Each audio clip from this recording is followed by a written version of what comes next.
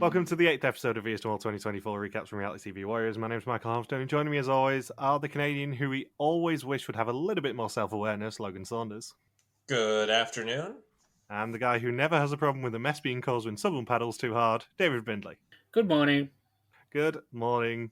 For Fuzzy's information, this is technically not a delayed episode, although we are about 25 minutes late starting, both because Bindles had to herd some kids, and because Logan was talking about Canadian Airlines. Spoiler alert, they are not good. The airlines or the kids? Yes. Both. Spoiler alert, Logan has booked his flights to come to Europe in May. When he'll need them, who knows? Because as of the time of recording, we still don't have any information on België. We are eagerly awaiting it probably tomorrow. Curse us for not doing a delayed episode this week. We'll have België news next week, probably. On the Fuzzy topic as well, she didn't even need the gamble last week. She smashed the bingo card, getting the centre column, and she did also get a second column thanks to the gamble. But she got her first bingo card in like 7 weeks, I think it was. Something like On that. the trot? No, it wasn't 7 weeks on the trot. Oh, it's just 7 weeks. God, no, she's not that good. Yeah, it's her third one this season, which is impressive, but it's her first one in about 7 weeks, I think it is. No, it must be 5 weeks. 5 weeks. I apologise, Fuzzy. I know you'll abuse me for that. Maybe they'll be on the bingo card. What, Michael gets his maths wrong? Maybe. Also, in some more podcasting news, I think we may have decided what Historians is. Logan doesn't know it yet, but Bindles and I have pretty much locked it in, I think. Yeah, I'm happy with the choice. Okay, we'll go with that one then. We'll probably discuss it after the episode. But Yes. Anthony pick one? Ant hasn't picked his Historians yet, no, but this is for Mole Historians. We've decided what it's going to be. Yeah. Oh, I'm glad we're going to do Netflix Mola for Historians. Yeah, I don't even have to win a game of Jeopardy to pick them. You don't. You just ask me nicely and think of the season that I was talking about months ago, and we finally agree on it, so we go for that one. Yeah. There's a Jeopardy clip that went viral. It was an older Jeopardy clip that went viral through, I believe, through YouTube and Instagram. I saw it multiple times this week, where a contestant talks about going on her honeymoon. I've not seen it.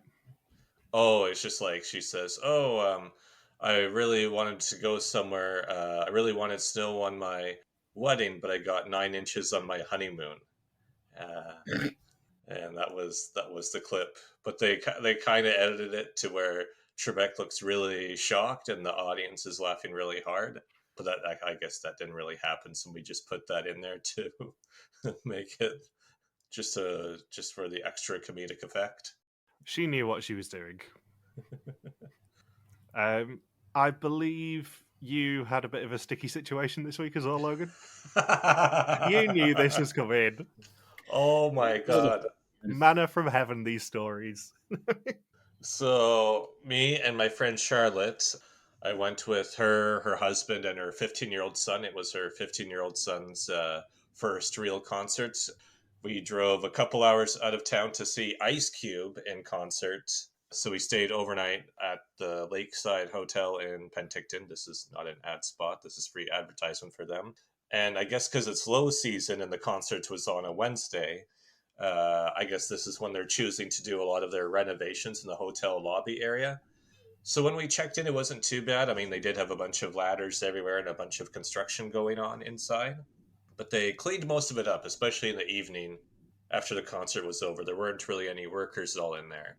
But at about 7 in the morning, I go outside to go for a walk. So I go down the stairwell down to the lobby, and there's just workers everywhere all over the lobby. After the fact, we concluded that they probably had workers in there from about 6 a.m. to 10 a.m. when nobody's checking in or out of the hotel, and when they can make a reasonable amount of noise without pissing off all the guests upstairs. So anyways, there are these workers near the stairwell, and I'm trying to step around all of their tools and be as least intrusive as possible. So I walked through this one spot that was completely dry and to avoid the worker, and there was another spot that looked just like it. I go to step in it, and the worker that had watched me, must have been, I guess, just too focused on the work, because I was also walking slowly in case there was a tool or in case I couldn't step in that spot. But because I went through the first dry spot, I assumed everything was fine. And then I go to step into a similar looking spot, and then one of the workers says, dude, you're stepping in wet glue. And then he makes me walk over to the side, makes me take off my shoes. He takes my shoes, passes it off to somebody else. And I'm standing there in the lobby of the hotel against the wall, just in my socks, while I'm waiting for somebody to clean my shoes for about 10 minutes before I get my shoes back. So that's how I stepped in wet glue. And then I got back from my walk at about 9 o'clock. And then they had completely roped off the area to the stairwell just before the spot where I would have stepped in wet glue. And then they also had the elevator button completely occupied with two guys cleaning around it. So I couldn't use the stairwell, and using the elevator would be a big nuisance because they were using equipment to where they couldn't hear if somebody needed to use the elevator button to get into the elevator. So I waited in the other convention area section of the lobby, and then cops come in because on the couches, I couldn't see it because the ends of the couches were too high. But I guess two or three people decided to just sleep on those couches overnight. But I don't think they were homeless people, because the cops just looked really bewildered and confused, saying, like, they were telling the people, what are you doing here? You can't be here. Like, it wasn't like what I've usually seen where cops look annoyed and say, oh, okay, come on, move it along. It was more of a, what are you doing here? sort of expression. So yeah, that was the wet glue story. It's quite extreme lengths for the workmen to go to just to get to see your feet, isn't it? I mean, it's a weird way for them to get their kicks. Yeah. I'm just amazed there was no horses involved. Although I suppose the glue is the after. Yeah, in the space of 2 weeks, we've gone from the start product of horses to sadly the end. Jeez. But there were no signs or anything saying, caution, wet glue ahead. So previously, the final six fought to have an orchestra play the theme song, where Fonzie's frustration with Rian grew. 4 of them drove around town to pick up guests for a brunch with a ridiculous maximum before they returned to the scene of Tuska's execution to potentially see the future. However, it was Babs for whom the past repeated itself, as she was sent home once more, this time for real. She gone. She gone! She gone. I had genuinely forgotten she was here when she turned up in the preview. Yeah. Last week feels ages ago, doesn't it? Yeah, like, I don't know how you can basically be in a season twice and still not make that much of an impression that by the time the next week rolls around, everyone's just forgotten you were ever there. Yeah, I think for me, last week was such a blur because obviously we have alluded to this. We had a terrible recording last week. It was a pain in the arse. Mm-hmm. Just a little.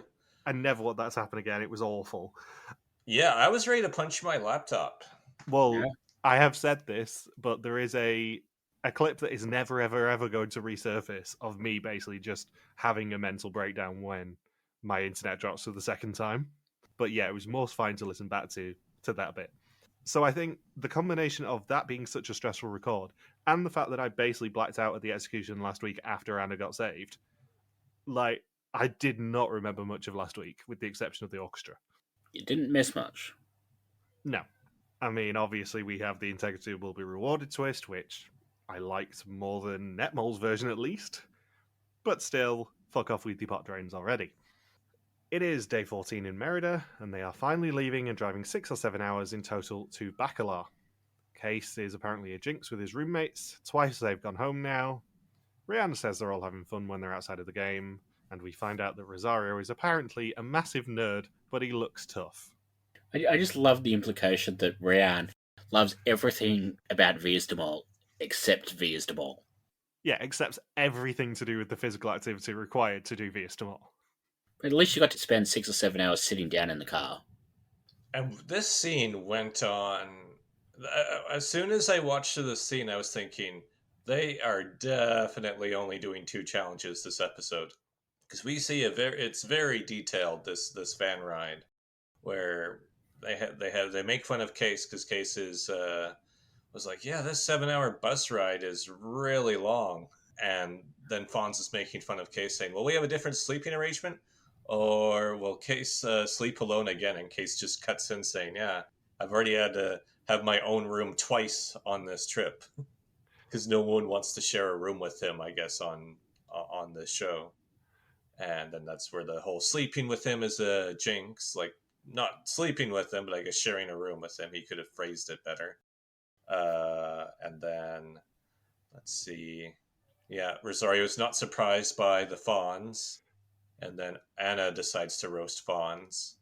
And then Case refers to Anna as being such an Amsterdam South person, which I didn't know there was a stereotype about being from southern Amsterdam, but I guess it was the equivalent to a diss because everyone had a very strong high school-esque ooh reaction to it. I know I mentioned this during Amazing Race Australia 2 Historians, but it reminded me of the comment that Sarah made on Facebook about the twins being typical Sydney-siders. I'm like, that means nothing to us. You know, Sydney-siders? But yeah, you contrast this episode, which basically had nothing in it, with probably next week, where we've got at least 2 challenges. We've got the return of the fortune teller. We've got the final test, which has been guaranteed, and potentially another execution. Because I'm not convinced, skipping to the end of this episode, that we're going to have a final 4 anymore. I think we might still have an execution next week. There's a few little hints they've dropped that maybe there's going to be someone going home next week.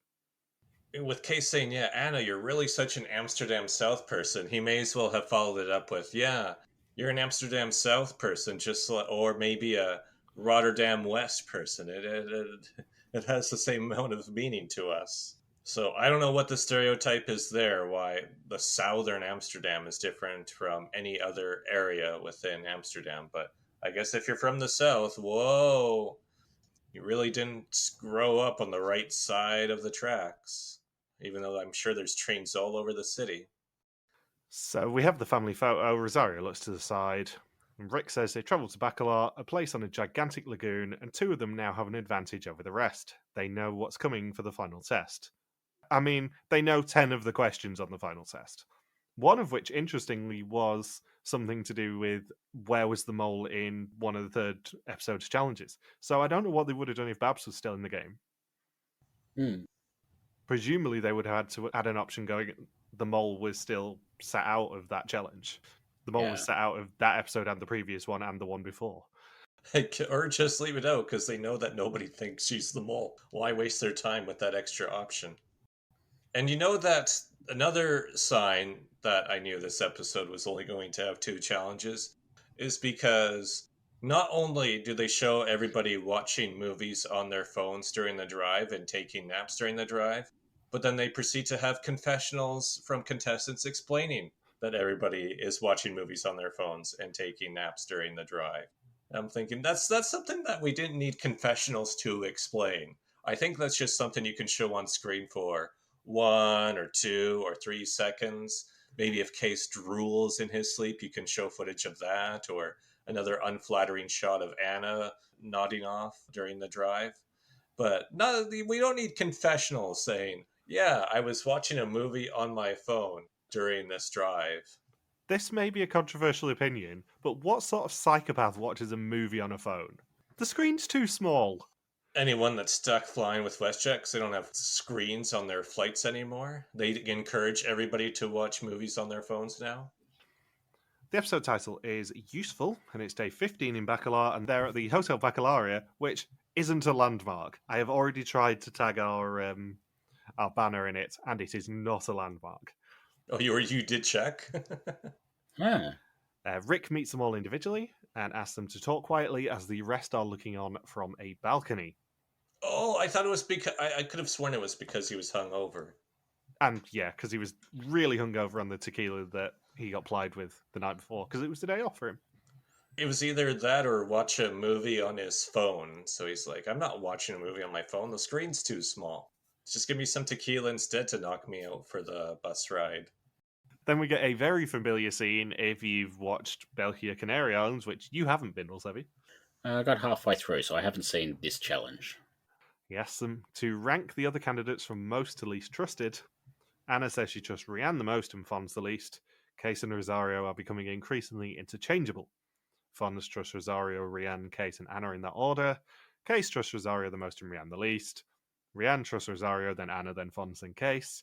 And we see that Rosario trusts Rian, but we don't know who he trusts the least. Is this section the first time all season it's been mentioned on screen that Rosario is deaf? I think it's the first time it's been specifically mentioned that he has hearing aids, yeah. There's been references to it, but this is the first time it's been actually directly said that he has hearing aids. Yeah. Because I know that I mentioned it at the start of the season that Rosario is the first person with hearing aids on WIDM as far as I'm aware. Certainly the first person we've covered. And yet still has better hearing than Case. Well, he has better hearing because the hearing aids are turned up. I know enough people with hearing aids to know that if your hearing aids are turned up, you can hear quite a lot of things. It's an unfair advantage in some ways that Rosario could just turn his hearing aids up for this bit.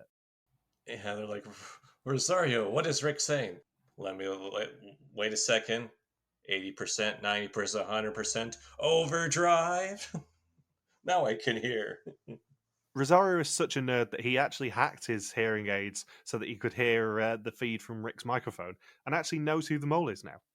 Yeah, he actually adjusted it to the same frequency. Channeled them on channel 2. I am absolutely convinced that we will see at the reunion in a couple of weeks that the mole was having a proper chat with Rik about their actions so far and who suspects them and all that sort of stuff. There'll be something like that in this scene, I suspect.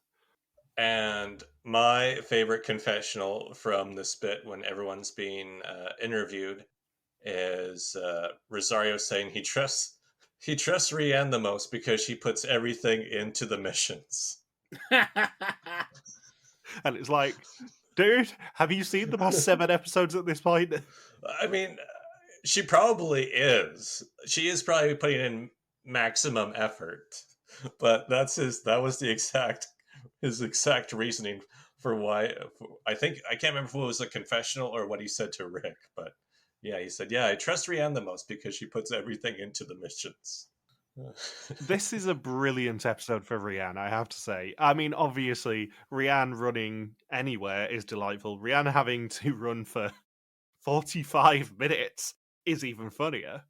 Well, with the lasers, with being shot at by the snipers, she was only running for about 33 minutes, probably.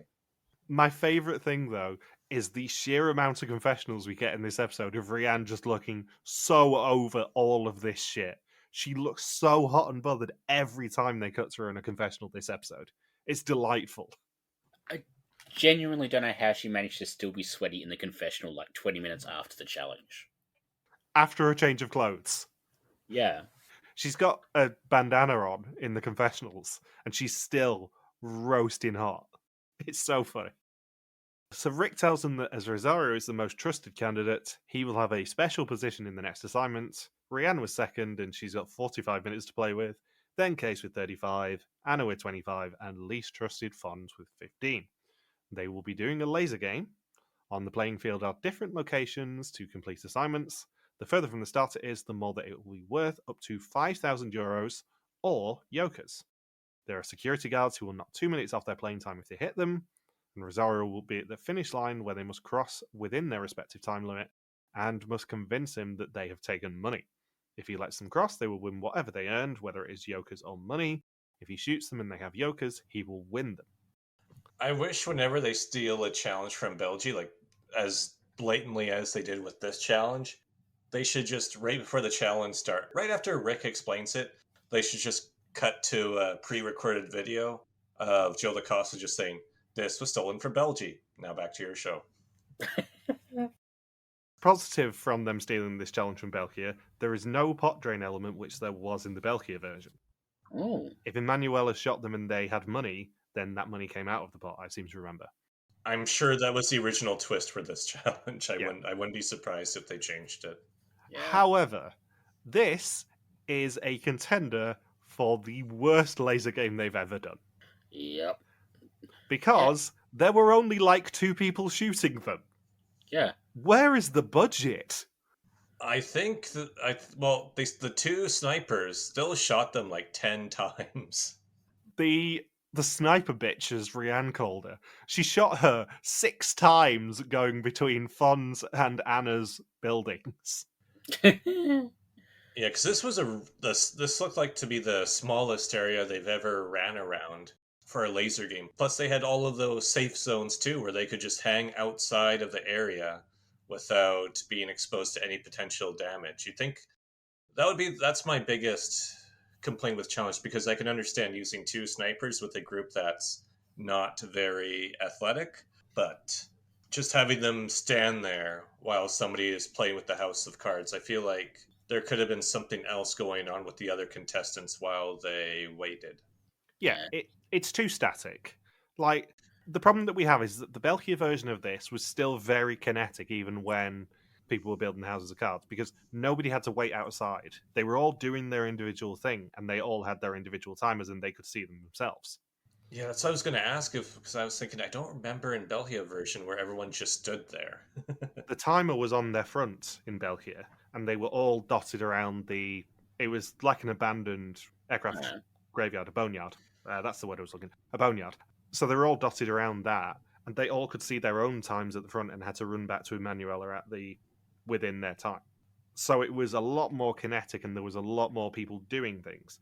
But also, this is where Belgium has another advantage in the fact that I think this works a lot better with paintballs than with lasers.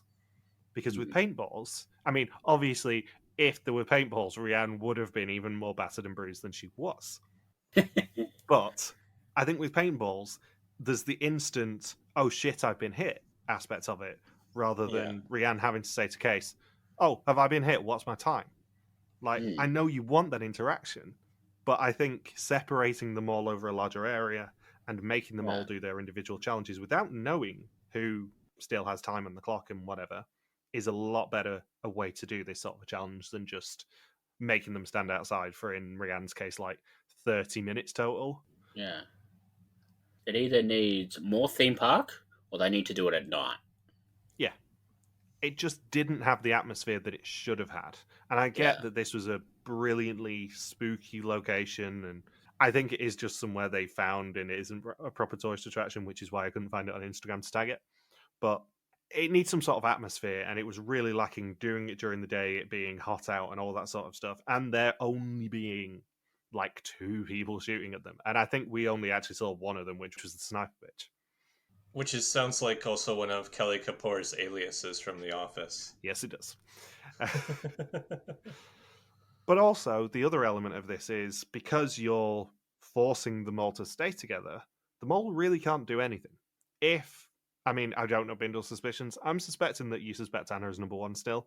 If it is Anna, she got the lowest amount here in her room anyway, which does beg the question, why did they go to one that was further away from the start than nearer, and then go back to go towards Anna's?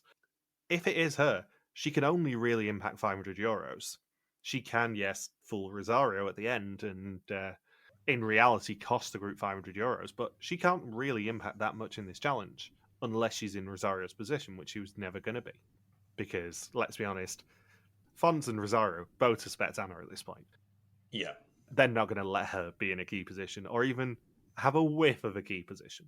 So the mole really can't do anything unless they are in that key position that Rosario was in. In the Belgium version, the mole can do as many challenges as they want within their time. So there is more potential for the mole to screw around. Arguably, you probably don't want it given how low the pot was at this point. But the mole can't do much, which isn't as fun in the end.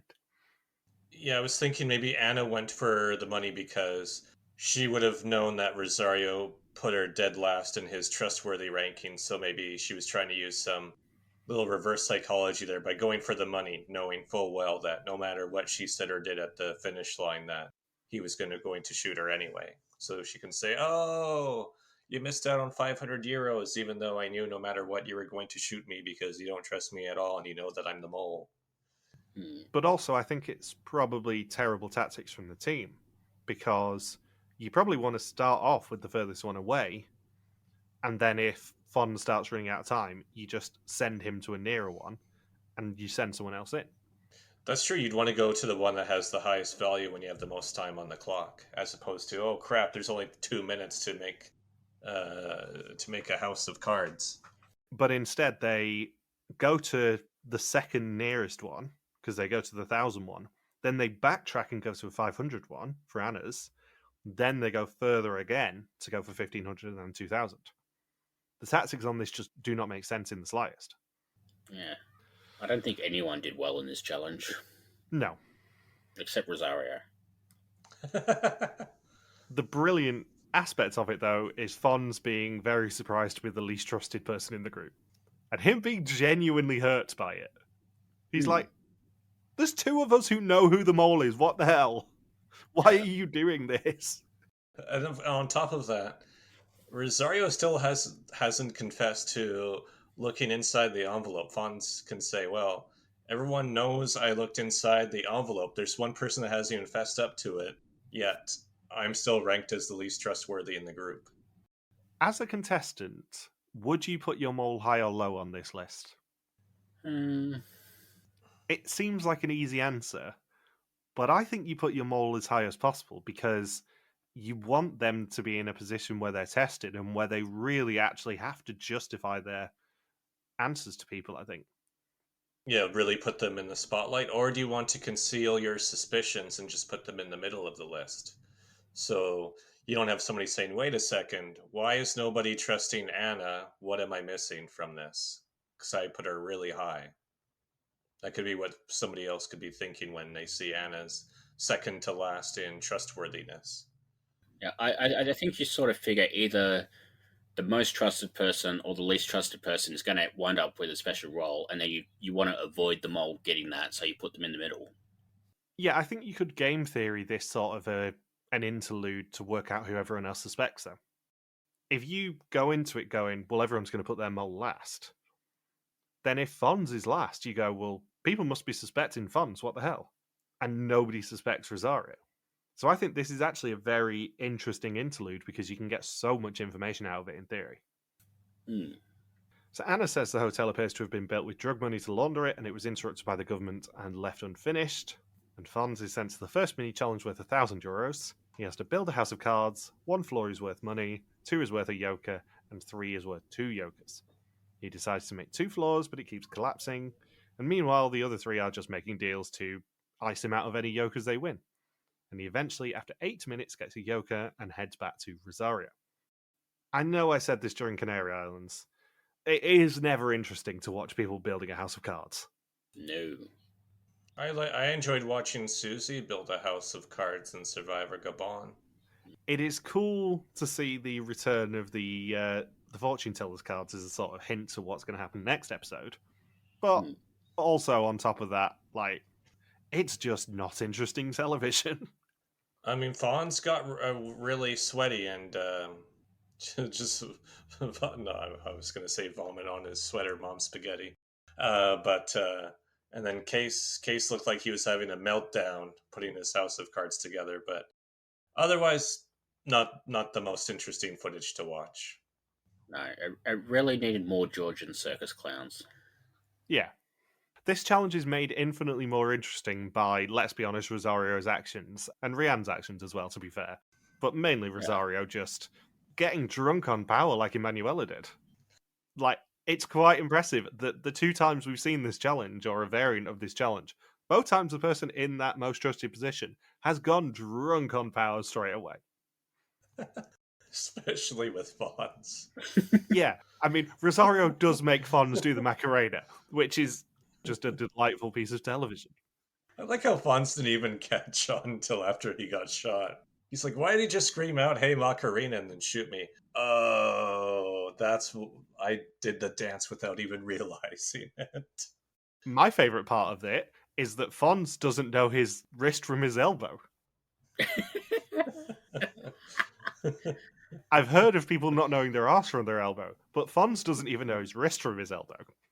That'd be funny if they had to reshoot that like 3 times where Fonz was screwing up left and right, where there's unaired footage of Rosario saying, no, your other left, Fonz. Oh, dear God. I didn't know trying to get somebody to do the Macarena would be so difficult. For fuck's sake, I've not got enough time to make Rian do the cha-cha slide now. What the hell? I give up. Just sing Mambo Number 5 instead. Yeah, sing Mambo Number 5, but replace all of the names with women who have competed on Via's Them All over the past 10 seasons. So Case, Rian, and Anna are all shot once each. Rian keeps getting shot and is only 12 minutes ahead of Case by the time they get to the second room. Anna then goes into the €500 room. Their plan is that her and Case will go for 2 yokers each. Rian will go for €2,000 and earn it, and they will share the yokers amongst everyone apart from Fons. Hey. Fons then has to do the Macarena and then gets shot in the chest repeatedly. Rosario does not do it once, he does it like 3 or 4 times just to make sure. Anna then switches plan and goes for the pot before running to Rosario. She tells him she's got cash because she doesn't want him to get yokers, and he shoots her again repeatedly. Meaning, the most important part of this challenge is they have left the 2 oldest people in the cast doing laser game and having to run around a very hot Mexico. And then you can tell what Rosario thinks of Anna when he just screams at her, "Out of my face!" And I believe he yelled that in English, if I recall correctly. I'm thinking, whoa, Rosario, calm down, man. Macarena and screaming in people's faces. Rian then manages to shoot the sniper bitch and buys them 10 seconds. Case said he wanted to go for himself, but then realizes how hard it is to actually build a house of cards. He gives up at 1 layer and takes the €1,500. However, he still gets shot by Rosario. I wish they would have aired the scene where Case and Rian were so sweaty that when they tried to build a house of cards, that one of the cards just stuck to their arm from the sweat. Did you consider that maybe Rian was at the Ice Cube concert as well, and that it wasn't glue that was in the lobby? It was just that Rian had kind of left a sweat trail by that point. Yeah, it was Case and Rian's just perspiration on the floor. She was just doing sweat angels in the lobby because there was no one else around. Yeah, the sweat mixes with dry glue, and you've got yourself a real sticky situation. Rian then gets overheated and struggles to even build a layer. She builds 1 layer using her sweat as glue and takes the €2,000. Rosario says he doesn't believe her, but he does trust her and lets her pass, meaning they earn €2,000 of 5,000 for the challenge. Yeah, overall, Rosario still comes out as the good guy because the only person he didn't shoot was bringing in the most money anyway. And I like how all throughout the challenge, everyone was so dead set on getting yokers because they said, well, I mean, we've only got €5,000, so clearly we're not doing the show anymore for the money. It has to be a lesson to production at this point. They air a conversation between people going, well, we've got bugger all in the pot anyway, so we might as well just go for personal advantage. They have to find a way to increase the prize of this show.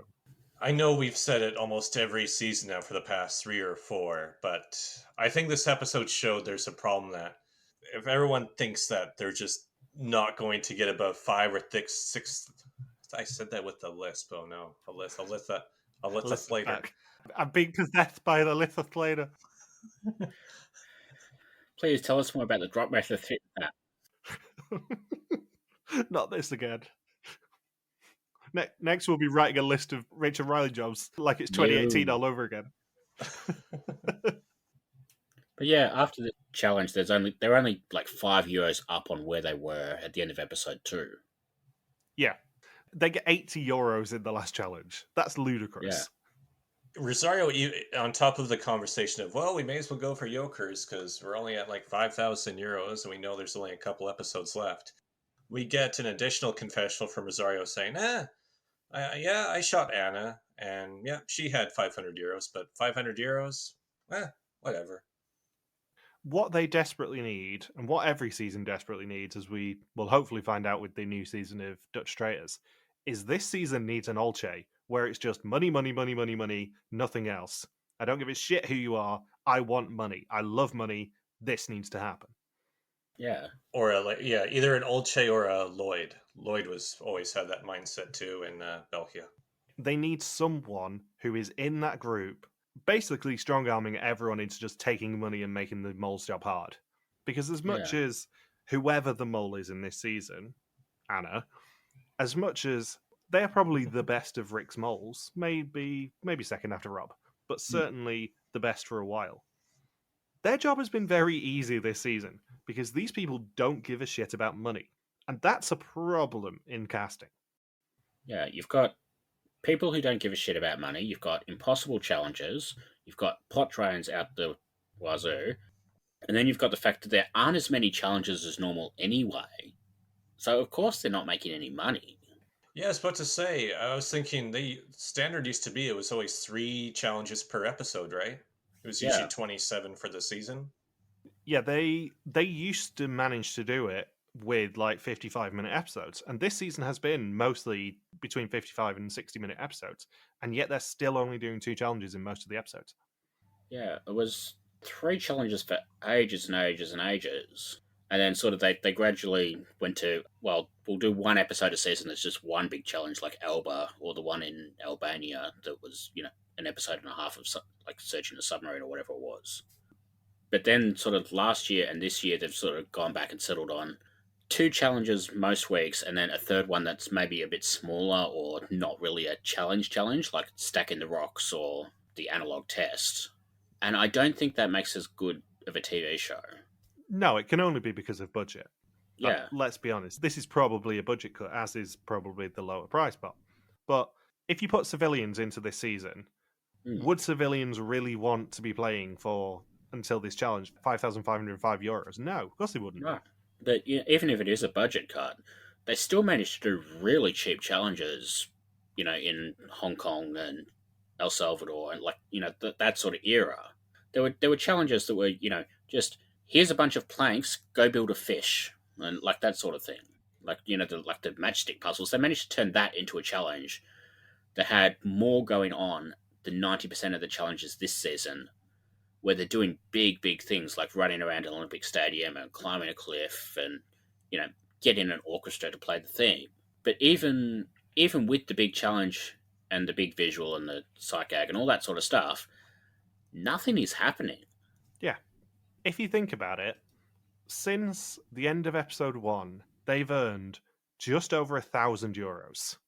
Since the end of episode 1? Yeah. Episode 1 ended with €6,500 of 8,500 for the season so far, ignoring obviously the €4,000 difference that we have in our maximums. They're only on 7,585 by the end of this episode. And they were 7,500 at the end of week 2. So the last 6 weeks or so, they've earned a grand total of €5. Yeah. Like, that should not be a statistic. No. And I get that probably the $6,000 challenge in episode 1 didn't go the way they hoped it would, so they had to claw back some of that money. But it is ludicrous to think that they have earned €85 in 6 episodes. That is less than Logan is probably going to pay for a flight to Antwerp in May. That's less than Logan paid the horse. I get that obviously there are budget cuts and things and stuff going on behind the scenes and things like that. But as a television product, it's inherently unsatisfying to just be so blatantly cheap. Yeah. I would also add that if they are unable to, let's say they have a cap of, realistically, we don't want contestants having anything above, say, 8,000 or 9,000 euros for the season, then don't give them the opportunity to easily earn 6,500 euros of it through episode 1. Make it so it's a bit more gradual. Maybe you just have one major pot drain during the season, and let's say they earn anywhere between 500 to 2,000 euros per episode, so it doesn't feel like after 6 rounds. And I'm sure this is what contributed to the contestants saying, well, we'll just go for Jokers, because clearly they're not going to give us opportunities to really add money into the pot. Yeah. You got to have some sort of incentive for them to try, because right now, I think based on what they were saying in the laser game, it seems like the contestants think, well, production's not going to, I know they didn't directly say it, but I think indirectly they're saying production's not going to allow us to add more than 2, maybe 3,000 euros for the rest of the season. Let's just go for the Jokers now, because if we earn, say, 3,000 or 4,000 euros for this challenge, there's definitely going to be a pot drain before the end of the season, because production has set a clear cap on what the winner can take home after they win. Yeah. And the other element of it, I would say, is off the back of what we were talking about last week. If you're going to cut a major expense, cut the live finale. Yeah. As much as I joke about, oh, do you know that I went to the mall finale? It's not as satisfying an experience as the België one, which is obviously as a show done on a much smaller budget. But it's not as fun because you're standing in the cold for 5 hours or whatever. It's more fun to watch it on television than it is to actually be there. And therefore, if that's the case, more people are watching it on TV, focus on the television product. Make it a proper reunion again. Film it maybe on the afternoon of the Saturday, so you've got at least a little bit of time to edit it. But if you do that, you've got a tighter television product, you can fit more hints in, and on top of that, they're going to be dropping a bomb of money on doing the live finale, especially the first one in 5 years. Yeah. Where people are actually there and people can actually attend in Fondle Park. And it's not like the live finales are even good TV. No, usually with the reunions, especially when it's a live one, we do like 25-minute episodes for those ones. I can't wait for that one, to be honest. It's going to be great fun for me. An easy edit. But yeah, if you're going to drop an expense, don't drop the pot. Don't drop the challenge budget. Drop the live finale. Just pre-record it. Make your lives easier. That turned into like a 10-minute rant. Yeah. I was about to say, I was going to cut in and say, the reason why we're harping on this subject so much is because I have nothing to say about the next challenge. No, neither do I. And neither do I. So this is going to be a very quick end of the episode. Oh, wait. There's something that does happen before it. Let's see. They share information about questions that could come up on the quiz, including the question, what's the strangest place you've been to? And no one has too crazy of an answer here. Yeah, your answer would obviously be the local Staples, Saunders. Okay, French. I thought I'd cut in there before Bindles and Evans, we did the exact same joke. And then Rosario has to maintain his poker face of, I have no idea what questions we should be asking each other for a quiz. And then we get the one pretty lagoon in the area, and now it's time for Michael to explain the challenge because, yeah. Yeah, before we do that, the last half an hour of the episode, the most exciting thing is Fawn sort of sarcastically managing to be impressed by the finger illusion. Yeah, I know this is Rian's episode, especially if she does end up going home, and she is a delight in most of this episode. But Fons, again, very sneaky funny during both of these challenges. Spoilers, the banner is yet again Fons, just huffing in the lagoon, looking really fucked off with everyone. Because it was the thing that made me laugh the most that wasn't Case having a nervous breakdown when trying to stack a house of cards, which was impossible to screenshot because it would have been the banner this week. Again, Fons is just A-plus casting, and I think the A-plus casting on this season is being let down by production being a bit cheap and lazy. Yeah. This is a really, really good cast if you look back on it. So Rick meets them at the one pretty lagoon in the area, otherwise known as the Mariscal Lagoon, which also isn't taggable on Instagram. In the water are 55 words, which they must use to make 5 grammatically correct sentences with. Each word that is correctly placed earns them €30 for a total of $16.50. However, each word grabbed must be used in a sentence, and any unused ones will, of course, cost them money from the pot to the tune of €100. Fons, as the least trusted candidate, will be making the words, leaving the other 4 in glass-bottom kayaks grabbing the words. Please book the candidates to the chaos. I think we have a bit of a long-running theme on this podcast of any challenge where there is just some sort of dense Dutch linguistic aspect of it, we just immediately shut off. We are basically Rosario without hearing aids as soon as this challenge happens. I guess I was talking about this in our chat earlier, but this challenge could have been really abbreviated. They could have made this so much shorter. It would have also made the challenge a lot funnier too. Because, for example, when Fons gets frustrated saying, I have no verbs to use, I cannot put a sentence together, and he's shouting out, verbs, and everyone's saying, what? What's he saying? What? Verbs, words, worms, adjectives? And then we get confessionals on top of it from everybody, all 4 of them saying, I couldn't hear Fons. I couldn't hear what Fons is saying. I couldn't hear what Fons is saying. It just kills the whole comedic effect of what's happening. if they made it much more shorter of just Fonz screaming verbs and then everyone just reacting to it, maybe just with one or two words of, huh? What did he say? Did he say worms?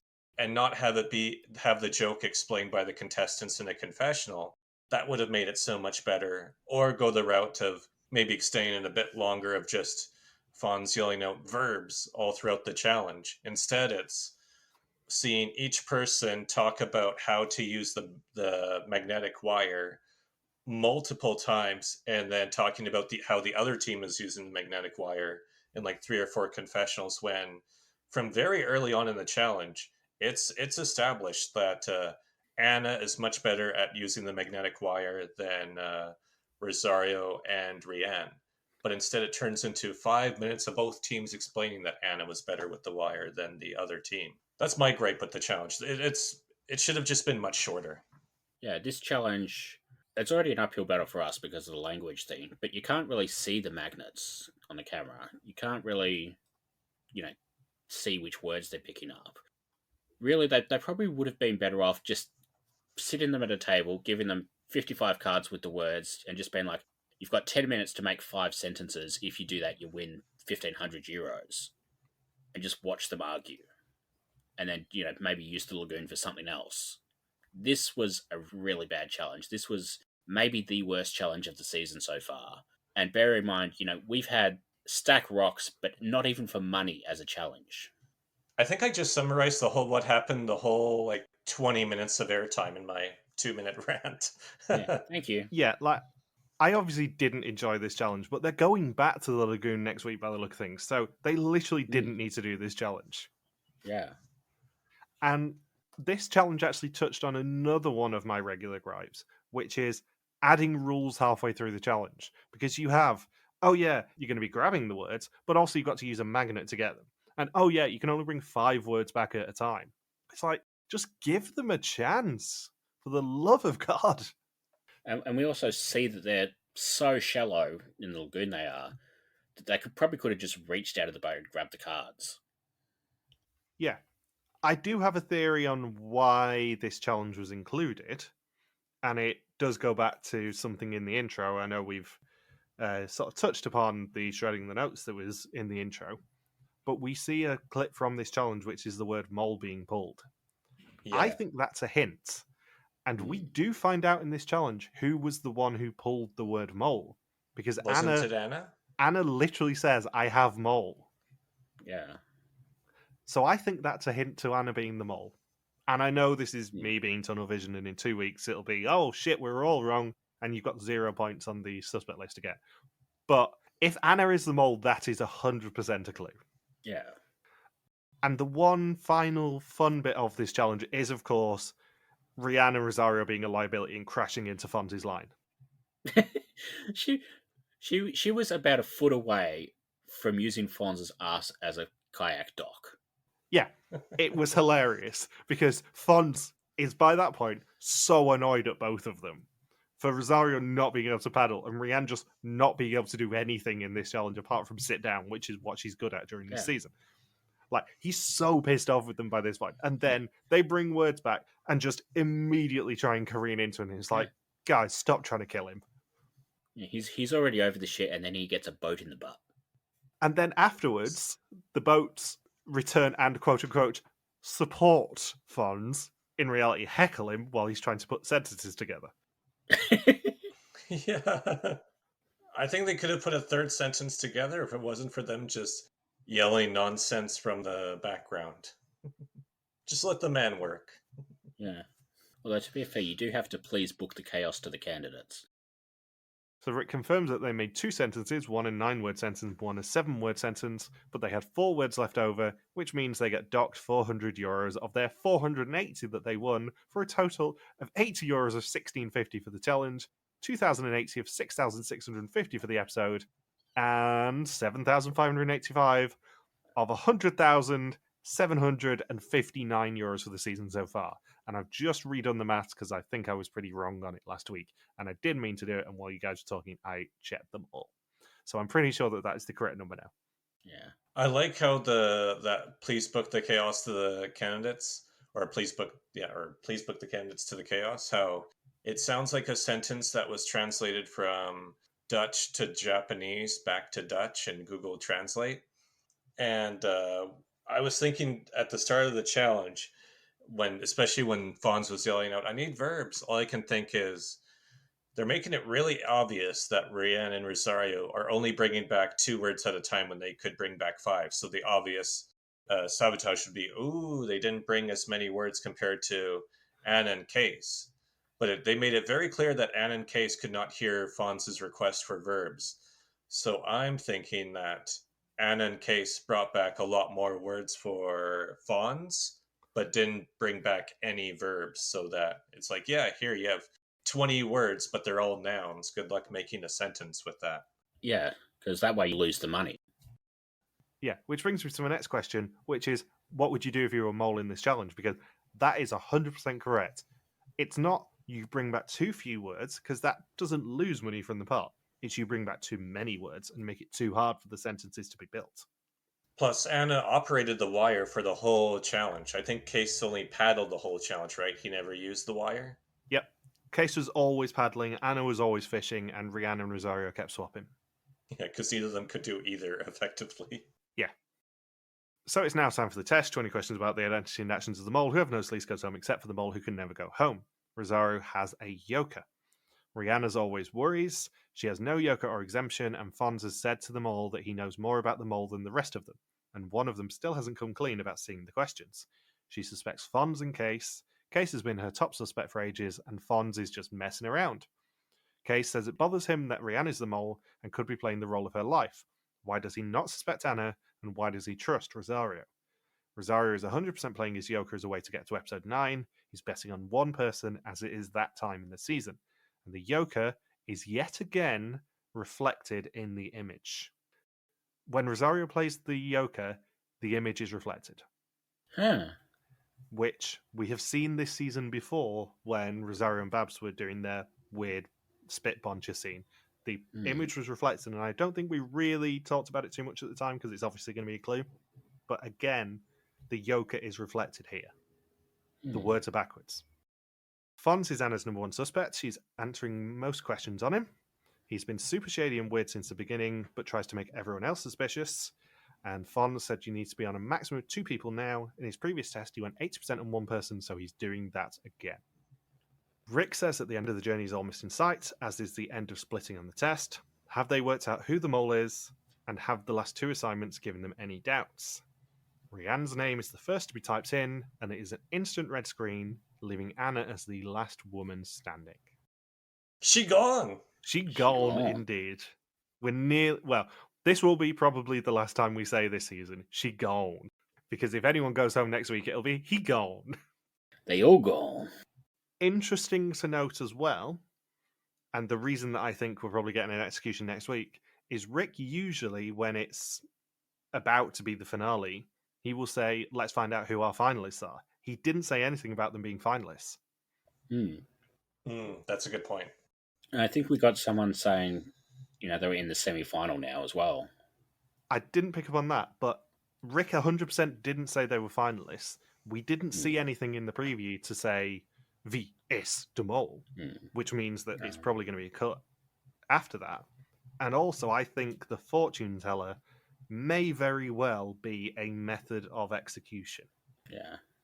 I reckon, given that we see at least 3 people in the fortune teller's tent, if not Anna as well. I can't remember whether we see Anna in the tent in the preview, but we definitely see the 3 guys. I think the fortune teller is actually going to be halfway through the episode. They're going to do a test. They're going to then go into the fortune teller's tent, and the do you want to see the future will actually be you're seeing your screen right now. That's my suspicion on it. I think we're getting a mid-episode execution next week, or alternatively, it'll be a whodunit style thing where all of them will go into the fortune teller's tent, 3 of them will get a green screen and go to the final reveal location, and 1 of them will get a red crystal ball and go straight home. Yeah. I think it'll be something like that. That's what I would do in the situation, obviously.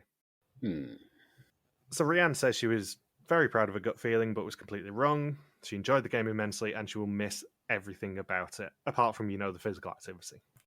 And the only person who brought money in this episode is eliminated. Yep. Well done, everyone involved.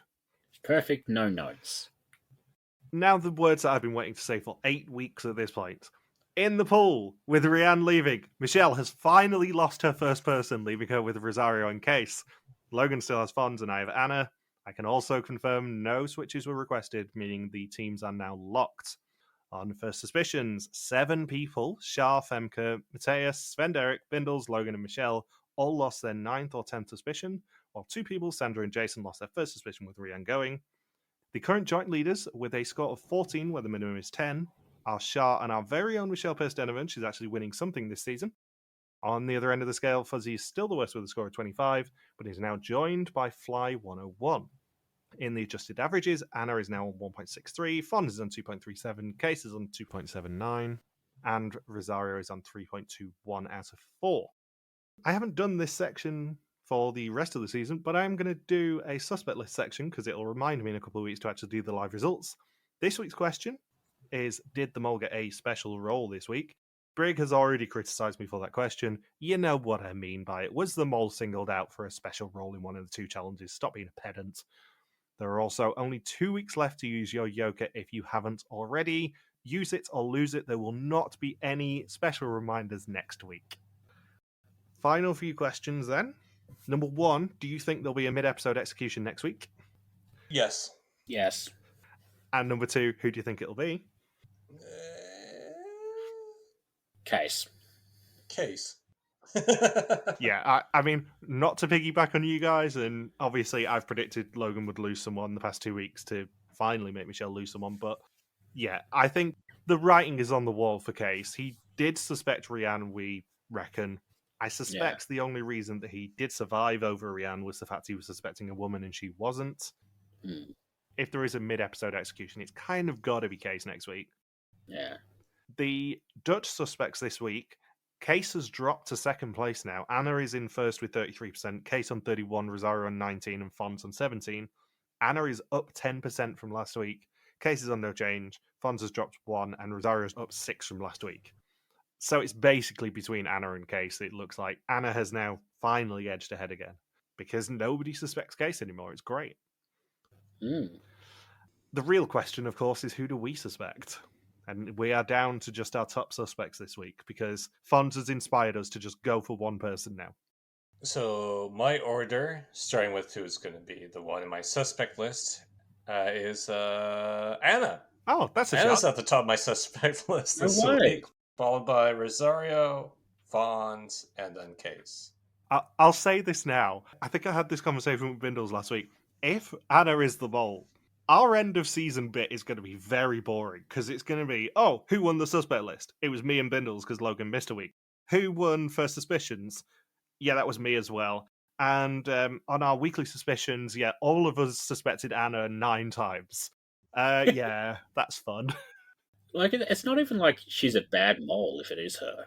It's just, the first week was a bit of a giveaway, and nothing since then has changed our minds. Yeah, we haven't really discussed the other theory about the mole enjoyed shaking hands with you, and that is that there is a theory that the old mole was also in the crowd, and that may be what the fortune teller was referring to. Yeah. Especially if the old mole swapped out for the new mole when it was their turn to do the receiving line. But yeah, we have suspected Anna every single week. It's not been as predictably boring as you'd think it would statistically. Yeah. But also, I mean, I am going for the record of being the first back-to-back pool winner here. I kind of need to keep with my suspicion of Anna. It's Anna, and then by default the other 3. It's Rosario, Case, and Fons in my order this week, but I don't think it's any of those 3. I'm like 99% it's Anna at this point. Yeah. What's your order? Oh, that's right. I'm still here. Anna, Case, Fons, Rosario. I think if Case isn't going home next week, I think the only other logic that makes sense is for him to be the mole. But I also don't think it's him. I mean, if it's Anna or Case, at least we've got another archetype they've used as a mole this season. That's what we can cling on to. At least it's not another young male mole. Yeah. For like this 17th season in a row. Anything else you guys want to say? No. Nope. Please, just please, whatever you do, everybody, just please book the candidates to the chaos. Yeah. If nothing else, but the candidates to the chaos. On that note, thank you for listening to our Vias to Mall 2024 recap. We'll be back next week to continue the hunt for another new mall in Mexico. Don't forget you can contact us on Twitter, Facebook, YouTube, or Instagram where we are RTV Warriors, or you can email us and contact at rtvwarriors.com. Logan is on the artist formerly known as Twitter at Legacies. Bindles is the Grim Recapper, and I'm MJ Harmstone. You can also support us on Patreon at patreon.com/RTV Warriors. Thank you as always to Marika for the subtitles. We will see you next week. Peace out and just chill till the next flavoring.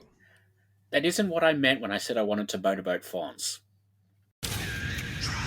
Mary Beth prayed for snow on her wedding day. Yes, I did. It was 32 degrees and no snow on my wedding day, but I had 8 inches on my honeymoon.